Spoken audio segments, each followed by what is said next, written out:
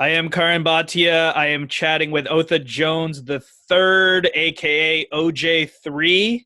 He's 20 years old, 5-0, two knockouts from Ohio, signed to Matchroom. So, Otha, obviously, we know what's going on in the world, the global pandemic, everything's shut down, disruptions in life. Where are you right now, and are you safe? Right now currently in Albany, Georgia. I'm with a teammate, and he's from Atlanta, so we're out here training, and getting working. You're getting the work in, and you turned pro in 2019. You racked up 4 quick wins. You had another win in January of 2020, and then boom, it was halted, obviously, because of the pandemic. So has that been hard for you Yeah. to deal with in terms of just the stoppage of momentum there? Yeah, it's been pretty hard, boxer like me that's really active and used to fighting a lot. Sitting down for a long time is very hard. During the pandemic, I was real mad, angry, frustrated. So I would go to the gym, hit the bag, might go run, you know, and now that it's over, I'm happy, and I got a date now, and I'm happy, and we're back to work. Back to work, and that's my next question. I've seen you tweeting this. I've seen it out there, September 26th, right? So you have a date. Who's the opponent? Where's the fight going to be? What are the details? I just got the date right now. I'm waiting on the whole Carfax and stuff to come out. Okay, but what we do know is September 26th, right? Exactly, yes, sir. Okay, cool. And so in terms of this time in quarantine, you mentioned that you took out your boredom a little bit at the gym. You used it to work harder. So I know that you and your family have the Soul City Boxing Club. So you've been staying active. You've been staying training on the regular during this time.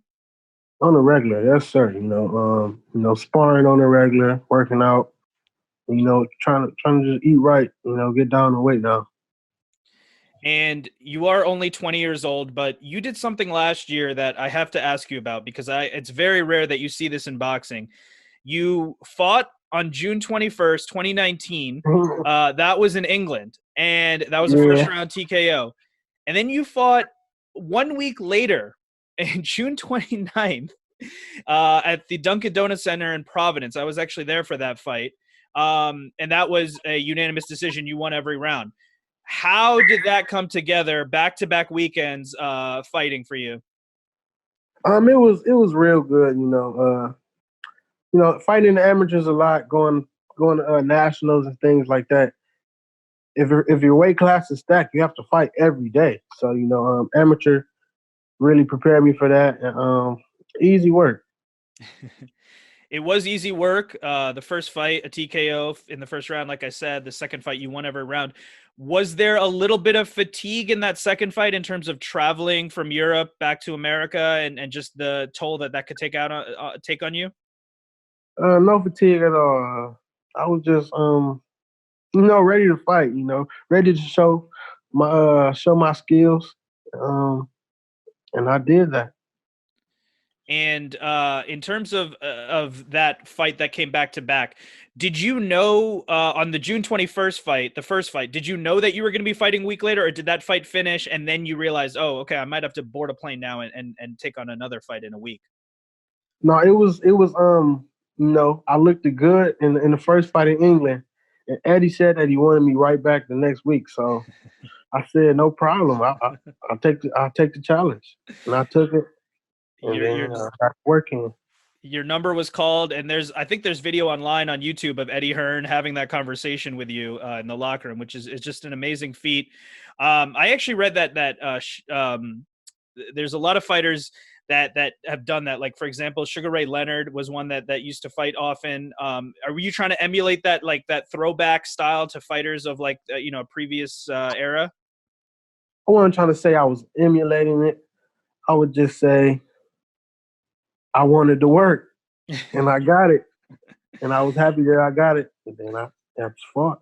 And speaking of work, I saw another video online, and I believe it was you sparring against Tony Harrison. Correct me if I'm wrong.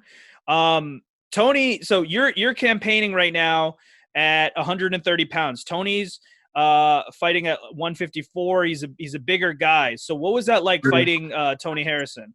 Sparring with Tony Harrison, I should say. Yeah, it was a very good experience. You know, obviously he's bigger than me. You know, I can't sit there and bang with him, so I have to use my boxing ability and move and use my angles. And it was just a very good experience, and I thank him for that. And that's definitely a good fighter to learn from. He's been in some great fights himself. So I wanted to talk to you also about another young fighter, Devin Haney. He's at 135 right now. You're at 130. Are you friendly with Devin Haney? Do you guys have a good relationship? Yeah, we got a good relationship. That's my bro. And what have you learned from him in terms of his career becoming, popular in the sport? What have you taken away from that? Man, that's a whole lot. I can go on for days, but what I learned is that you can start off your career, at the bottom, at the bottom, at the bottom, build yourself up, and then come up big when you get signed. You know, that was a real big thing that he did, and I salute him for that. You know, because in the amateurs, I was right fighting side by him. In the amateurs, and to see him do that, it was just amazing, and how far he has grown and how far he has come. And world champion, he deserved it. He just deserved it. Absolutely, and that seems to be another a good person to surround yourself with. So I wanted to ask you about we talked about your boxing club, Soul City Boxing Club. It's in Ohio, and you've actually done a lot for the community. I was reading that you've helped contribute to a 30% drop in crime, which is amazing. Do you take pride in that this gym is helping young people stay active and keeping them out of trouble? Yeah, I take very much pride in it because I had a lot of friends, that was in the streets and stuff, getting killed, and I don't need to be heartbroken like that anymore. I just don't like going through that, and so I just I go around. I tell kids to come to the gym. I see a lot of kids on the street. Come to the gym. Come to the gym. Don't be out here. Ain't nothing out here for you. Come get active in the gym. You can come hit the bag with me and come have fun with me at the gym. Come work out with me. Just come do something. Come be active. And and it gets to them and they like it. And once they get to liking it, I know that I did something good in my heart and for the community. And that's amazing that you're giving back, and I think that you're offering them that support system, that family, and helping people. I think that's great. So in terms of your family and the people around you, I believe it was your father, Otha Jones Jr., who started the gym. Your brother's in the picture helping you out, and of course your sister is an Olympic level fighter herself. So just tell me about the people around you and what type of role they play in your camp and working with you. Um, you know, Otha Jones Jr. is my dad. He's the foundation, the one that started it. The one that got me where I am today. And then we have my brother Roshan Jones. Mitt Man, the workout man. He works you out real hard. Wakes me up in the morning, push me and do the morning run. And then we have my sister O'Shea Jones, the Olympian, where she's after Olympics, she might go to Olympics again, or she might turn pro. And then we have Charles Conwell, another Olympian, uh, training partner, sparring partner. He also pushes me. And then we have his brother Isaiah Steen, great workout partner. And, we have Haven Brady Jr. That's my sparring partner. That's my bro. Not the same mother, but the same brother. You feel me? And I can go on for days. We got a lot of people in the gym, but yeah, that's just the foundation and the base of Soul City Boxing right now. And you mentioned your brother Roshan. I was reading that you guys were both top wrestlers growing up, and he actually had an injury, right? That prevented him from Yeah, continuing. So now his work has been working with you and training with you, right? right.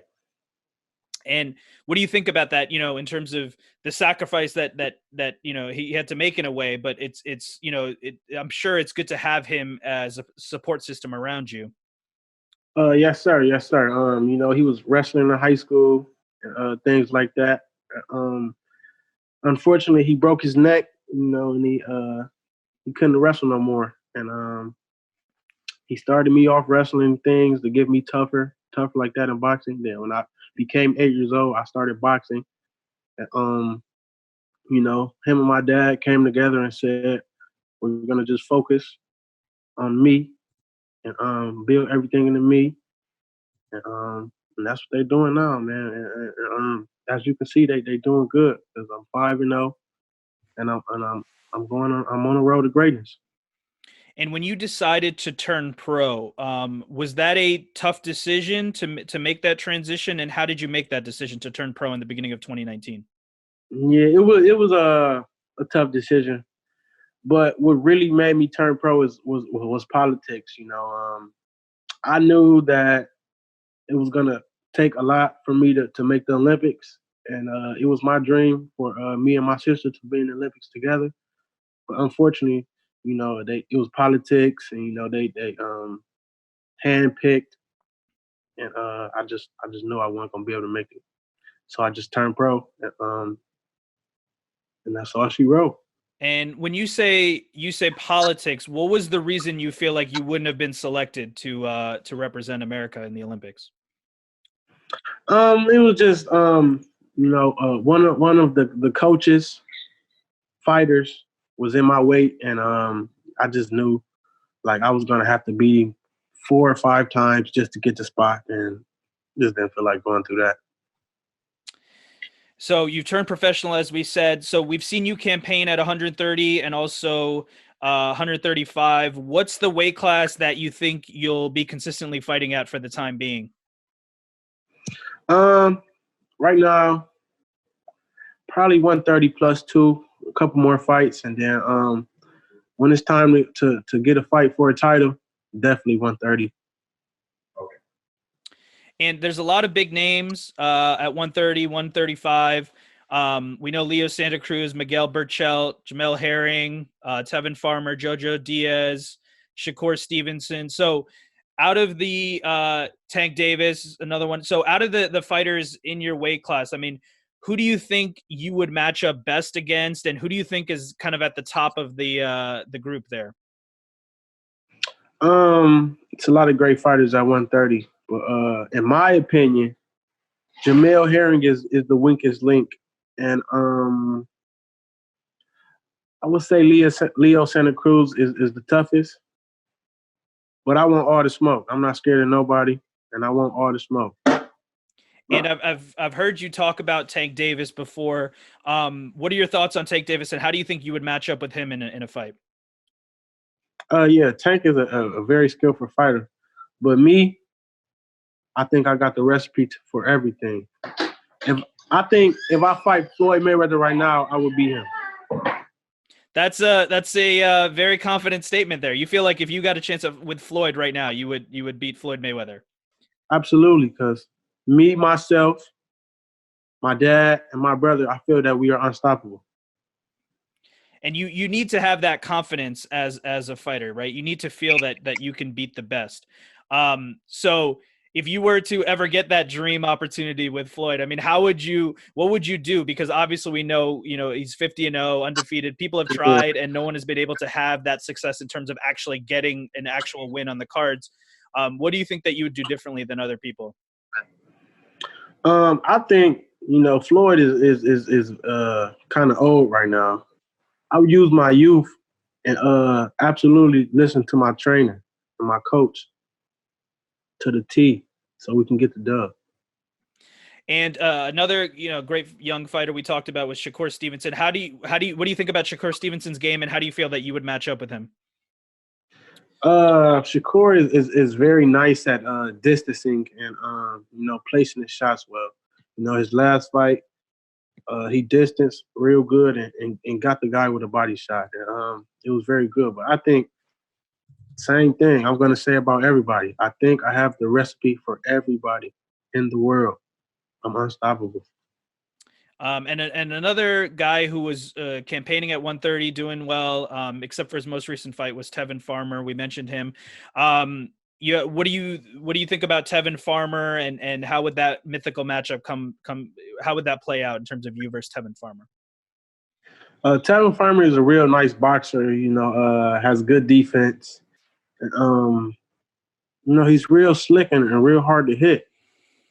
But as you've seen with JoJo Diaz, he cannot take pressure. So for me, I would outbox him, and when they get later, deep in the rounds, attack. Can't handle pressure. That's what I think. My dad and my brother might have another opinion, but just for me, that's what I would think will get the job done. And another fighter who throws a lot of punches, very active, Leo Santa Cruz. We mentioned his name. I know that you said you feel like he's one of the top in the division. How do you feel like you would fare against Leo Santa Cruz? He's a Mexican. He's gonna come all day long. I will box his socks off. A jab and a hook will beat him all day. So you obviously have the confidence, the self-belief, which is important, especially for a young fighter. What are your overall goals in this sport? Do you want to be a multi-division champion? Do you want to unify a division? What are you looking to do in boxing? I'm just really looking for multi-division champion, get my family out the hood and get them in nice houses. That's all I want.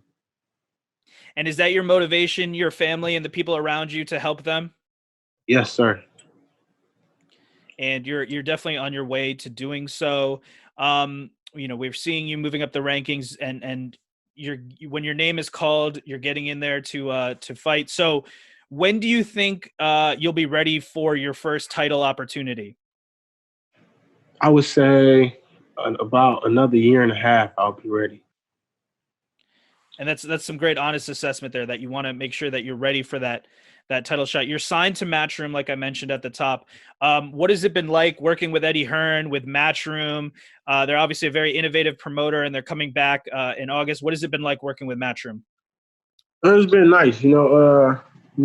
Eddie is real. He's real straightforward. He's not gonna bullshit you. He's not gonna sit there and act like you're just a great fighter. If he sees your weakness, he's gonna tell you. And Matchroom is nice. Just the zone money is great. No, absolutely. And you're only 20 years old, so there's definitely going to be a long way to go in terms of your career. Are you someone that wants to be a lifer in boxing? Do you want to stay in the ring, for as long as you can, or are you someone that looks at someone like an Andre Ward or someone else who maybe stepped away from the game when they still had a little bit left? Is that what's more likely in terms of your career arc that you'd like to go towards? I would like to get as wealthy as possible. Get as much fights as possible, and get out the game. I'm not here to fight until I die. I just want to get what I can and get out the game. And when it is all said and done, I mean, you're just starting out, 20 years old. What do you hope that people look back on your career? What do you hope they remember about you as a fighter, as a person? What do you hope they remember? I just hope they remember that I'm a very nice all-around boxer with good sportsmanship. And just to close it out, what would be your final message to fans, to supporters, to people who have followed your career so far and are looking forward to continue to follow your career? You can follow me at Otha Jones III, Instagram and Twitter. And for my fans that already follow me, keep following me. And I'm something to watch. Definitely something to watch. And we know that you're going to do big things in this sport. And I just wanted to, one more time, we mentioned the Soul City Boxing Club. And like I said, I think it's great what you're doing, helping young kids. Tell people, if they're in the area, where they can find Soul City Boxing Club and what they should do to get involved.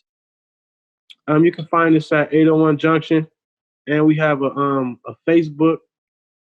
And we have a www.soulcitygym.com.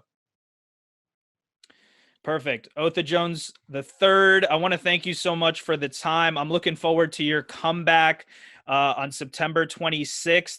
I really appreciate the time, and I hope that as you continue in your young career, we can keep the conversation and keep the dialogue going and kind of watch you go through the boxing ranks here.